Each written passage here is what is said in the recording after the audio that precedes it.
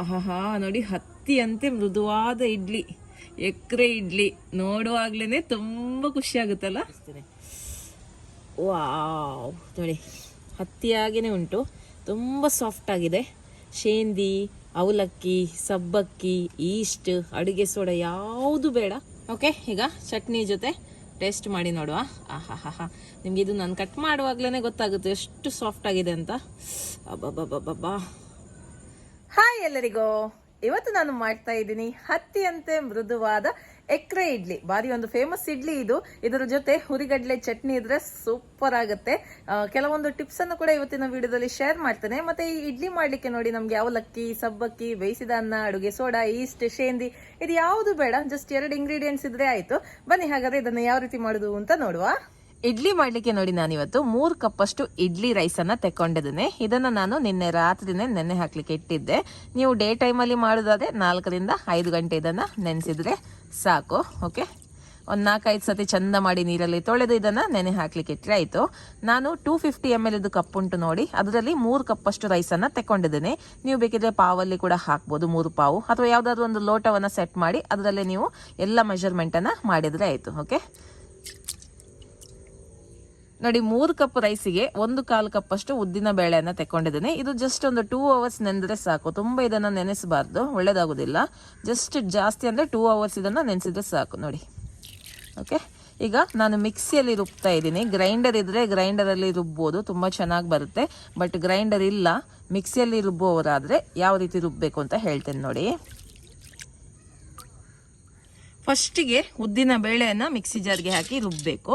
ಇದನ್ನ ನೈಸಾಗಿ ರುಬ್ಬೇಕಾಯ್ತಾ, ಸಪ್ರೇಟ್ ಆಗಿ ರುಬ್ಬೇಕು. ಗ್ರೈಂಡರ್ಗೆ ಹಾಕುವಾಗ ಕೂಡ ಹಾಗೇನೆ ಸಪ್ರೇಟ್ ಆಗಿ ರುಬ್ಬೇಕು.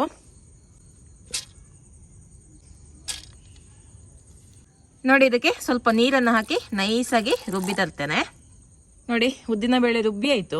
ಈಗ ನಾವು ಯಾವ ಪಾತ್ರೆಗೆ ನೋಡಿ ನಾವು ಇದನ್ನ ಹಿಟ್ಟನ್ನು ಹಾಕ್ತೇವೆ ನೋಡಿ, ಆ ಪಾತ್ರೆನ ಸ್ವಲ್ಪ ಸ್ಟವ್ ಮೇಲೆ ಇಟ್ಟು ಬಿಸಿ ಮಾಡಬೇಕು. ತುಂಬಾ ಬಿಸಿ ಅಲ್ಲ, ಉಗುರು ಬಿಸಿ ಅಂತ ಹೇಳ್ತೇವೆ ನೋಡಿ, ಸ್ವಲ್ಪ. ಓಕೆ, ಇದು ಮಾಡೋದ್ರಿಂದ ನಮಗೆ ಹುಳಿ ಬರ್ಲಿಕ್ಕೆ ತುಂಬಾ ಹೆಲ್ಪ್ ಆಗುತ್ತೆ ಹಿಟ್ಟು, ಆಯ್ತಾ.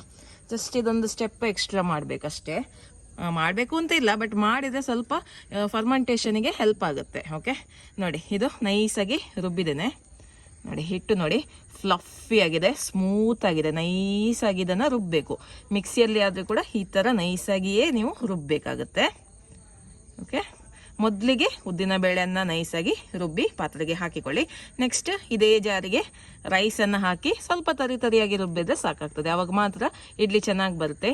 ರೈಸ್ ಅನ್ನ ನಾವು ನೈಸಾಗಿ ರುಬ್ಬಾರ್ದು, ಸ್ವಲ್ಪ ತರಿಯಾಗಿಯೇ ರುಬ್ಬೇಕು.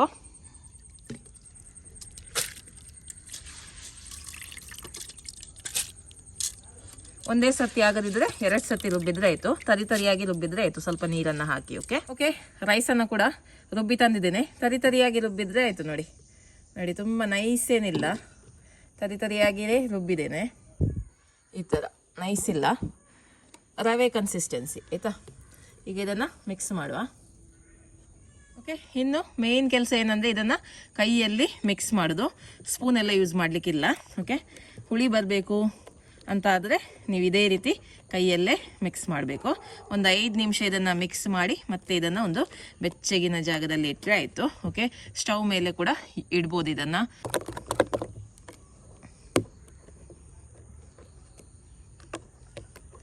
ಓಕೆ ನೋಡಿ, ಒಂದು 5 ನಿಮಿಷ ಆಯಿತು.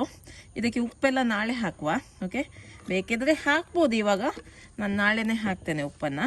ಓಕೆ, ಒಂದು ಬೆಚ್ಚಗಿನ ಜಾಗದಲ್ಲಿ ಚಂದ ಮಾಡಿ ಇದನ್ನು ಮುಚ್ಚಿ ಇಡ್ತೇನೆ. ಓಕೆ, ಮತ್ತೆ ಒಂದು 8 ಅವರ್ಸ್ ನಂತರ ಇದನ್ನು ನೋಡುವ. ಅದುವೇ ನಾನು ಹೇಳಿದ ಒಂದು ಟಿಪ್ಪನ್ನು ಫಾಲೋ ಮಾಡ್ಕೊಳ್ಳಿ. ಅಂದರೆ ಹಿಟ್ಟನ್ನು ಹಾಕುವ ಮುಂಚೆ ಈ ಪಾತ್ರೆಯನ್ನು ಸ್ವಲ್ಪ ಉಗುರು ಬಿಸಿ ಮಾಡಿ ಮತ್ತೆ ಹಿಟ್ಟನ್ನು ಹಾಕಿಕೊಳ್ಳಿ. ನೋಡಿ, ತುಂಬ ಚೆನ್ನಾಗಿ ಹಿಟ್ಟು ಹುಳಿ ಬರುತ್ತೆ. ಓಕೆ ನೋಡಿ, ಸುಮಾರು 8 ಗಂಟೆ ಆಯಿತು, ಒಳ್ಳೆ ಹುಳಿ ಬಂದಿದೆ ಹಿಟ್ಟು, ನೋಡುವಾಗ ಗೊತ್ತಾಗುತ್ತೆ. ಓಕೆ, ಜಸ್ಟ್ ಒಮ್ಮೆ ಲೈಟಾಗಿ ಮಿಕ್ಸ್ ಮಾಡುವ ನೋಡಿ. ವಾವ್, ತುಂಬ ಚೆನ್ನಾಗಿ ಹುಳಿ ಬಂದಿದೆ. ತುಂಬ ಹೊತ್ತು ಕೂಡ ನಾವು ಇದನ್ನು ಇಡಬಾರ್ದು, ಇಡ್ಲಿ ಅಷ್ಟು ಚೆನ್ನಾಗಿ ಬರೋದಿಲ್ಲ. ಹುಳಿ ಇನ್ನೂ ಸಹ ಬರಲಿ ಅಂತ ಹೇಳಿ 10 ಗಂಟೆ 12 ಗಂಟೆ ಎಲ್ಲ ಇಡ್ಲಿಕ್ಕೆ ಹೋಗಬೇಡಿ. ಹುಳಿ ಯಾವಾಗ ಬರುತ್ತೆ ನೋಡಿ, ಆವಾಗ ನೀವು ತೆಗೆದು ಇಡ್ಲಿಯನ್ನು ಮಾಡ್ಕೊಳ್ಳಿ. ತುಂಬ ಹೊತ್ತು ಇಟ್ಟರೆ ಕೂಡ ಇಡ್ಲಿ ನಿಮಗೆ ಹುಳಿಯಾಗಿ ಬರುತ್ತೆ. ಓಕೆ, ಈಗ ಇದಕ್ಕೆ ಸ್ವಲ್ಪ ಉಪ್ಪನ್ನು ಹಾಕ್ತಾ ಇದ್ದೀನಿ. ನಾನು ಫಸ್ಟಿಗೆ ಉಪ್ಪು ಹಾಕಿರಲಿಲ್ಲ, ನೀವು ಬೇಕಿದ್ರೆ ಫಸ್ಟಿಗೆ ಕೂಡ ಹಾಕ್ಬೋದು, ಏನು ತೊಂದರೆ ಏನಿಲ್ಲ.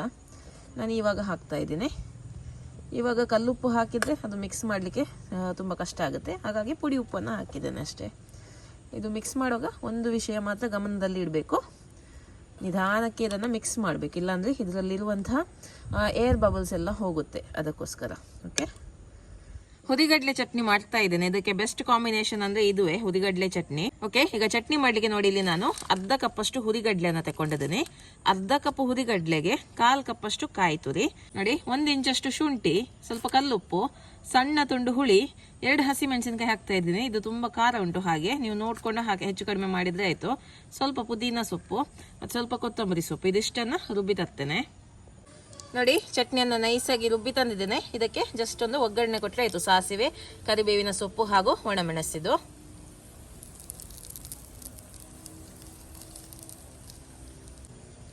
ಸೂಪರ್ ಆಗಿರುವಂಥ ಚಟ್ನಿ ರೆಡಿಯಾಗಿದೆ.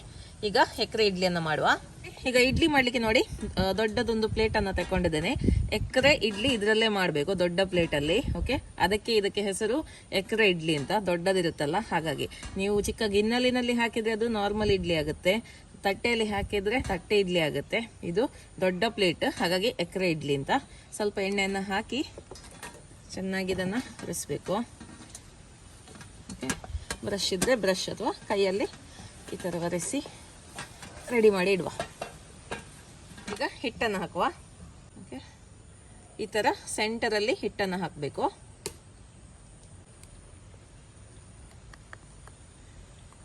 ಸ್ಪ್ರೆಡ್ ಮಾಡ್ಲಿಕ್ಕೆ ಹೋಗಬೇಡಿ.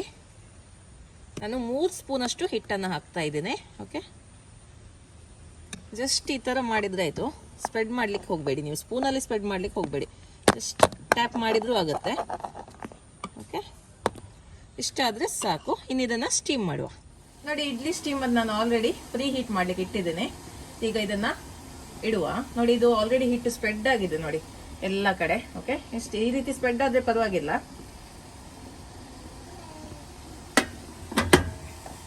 ಮುಚ್ಚಳವನ್ನು ಮುಚ್ಚಿ 15 ನಿಮಿಷ ಹೈ ಫ್ಲೇಮಲ್ಲಿ ಇದನ್ನು ಸ್ಟೀಮ್ ಮಾಡುವ. 15 ನಿಮಿಷ ಆಯಿತು, ತೆಗೆದು ಬಿಡುವ.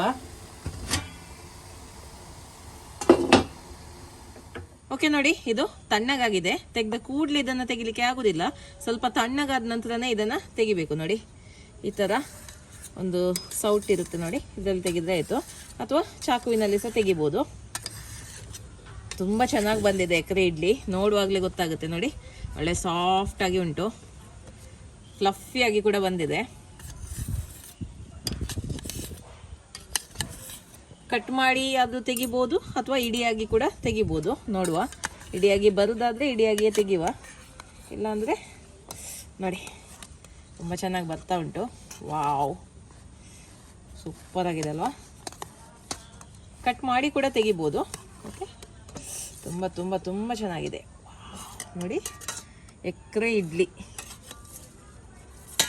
ಸೂಪರ್ ಆಗಿದೆ. ಅಬ್ಬಬ್ಬಬ್ಬಬ್ಬಾ, ನೋಡಿ ಎಕರೆ ಇಡ್ಲಿ ನೋಡಿ. ಆಹಾ, ನೋಡಿ, ಹತ್ತಿಯಂತೆ ಮೃದುವಾದ ಇಡ್ಲಿ, ಎಕರೆ ಇಡ್ಲಿ. ನೋಡುವಾಗ್ಲೇ ತುಂಬ ಖುಷಿ ಆಗುತ್ತಲ್ಲ. ಓಕೆ, ಈಗ ಇದನ್ನು ಕಟ್ ಮಾಡುವ. 4 ಪೀಸಾಗಿ ಮಾಡಿದರೆ ಆಯಿತು. ನೋಡಿ,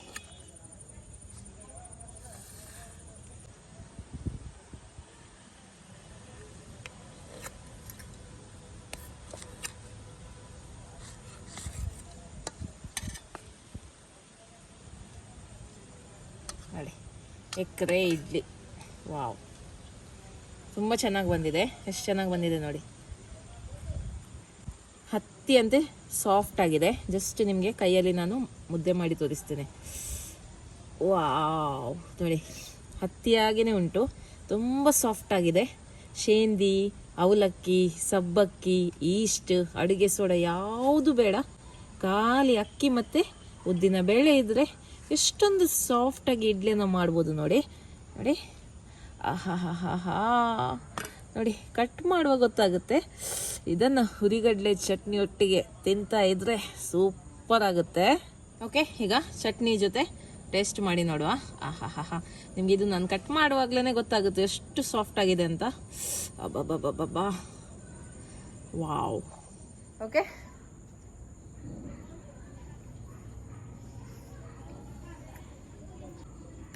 ಇಡ್ಲಿ ಅಂತೂ ಸೂಪರ್. ಆದರೆ ಚಟ್ನಿ ಬಗ್ಗೆ ಹೇಳಲೇಬೇಕು. ಈ ಚಟ್ನಿ ನೀವು ಖಂಡಿತವಾಗ್ಲೂ ಟ್ರೈ ಮಾಡಿ, ತುಂಬ ಸೂಟ್ ಆಗುತ್ತೆ ಇಡ್ಲಿಗೆ. ಯಾವುದೇ ಇಡ್ಲಿ ಮಾಡಿ, ಮಲ್ಲಿಗೆ ಇಡ್ಲಿ ಮಾಡಿ, ತಟ್ಟೆ ಇಡ್ಲಿ ಮಾಡಿ, ಎಕರೆ ಇಡ್ಲಿ ಮಾಡಿ, ಅಥವಾ ಸಣ್ಣ ಇಡ್ಲಿ ಮಾಡಿ, ಯಾವುದು ಸಹ ಮಾಡಿ. ಆದರೆ ಅದಕ್ಕೆ ಕಾಂಬಿನೇಷನ್ ಆಗಿ ಈ ಥರ ಒಂದು ಚಟ್ನಿ ಮಾಡಿ, ಅದ್ಭುತ. ಓಕೆ, ಇವತ್ತಿನ ಈ ಎಕರೆ ಇಡ್ಲಿ ರೆಸಿಪಿ ನಿಮ್ಗೆ ಇಷ್ಟ ಆಯಿತು ಅಂತ ಅನ್ಕೊಳ್ತೇನೆ. ಇಷ್ಟ ಆದರೆ ವಿಡಿಯೋಗೊಂದು ಲೈಕ್ ಮಾಡಿ, ಹಾಗೆ ವಿಡಿಯೋನ ಫ್ರೆಂಡ್ಸ್ ಜೊತೆ, ಫ್ಯಾಮಿಲಿ ಜೊತೆ ಎಲ್ಲ ಶೇರ್ ಮಾಡಿ. ಓಕೆ, ಬಾಯ್.